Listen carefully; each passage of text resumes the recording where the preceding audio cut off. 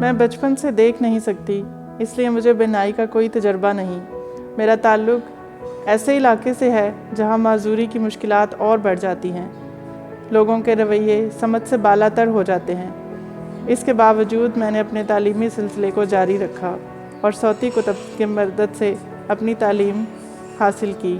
میرے اسی شوق کو دیکھتے ہوئے جاپان حکومت کی طرف سے مجھے ڈسکن لیڈرشپ ٹریننگ کا کورس کرنے کا موقع ملا۔ میں ابھی تک پاکستان کی پہلی اور واحد خاتون ہوں جس نے یہ ٹریننگ حاصل کی۔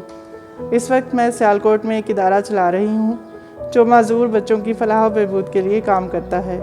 میرا نام شمسہ کنول ہے، میرا تعلق ضلع نارووال سے ہے اور میں ہوں چیمپئن۔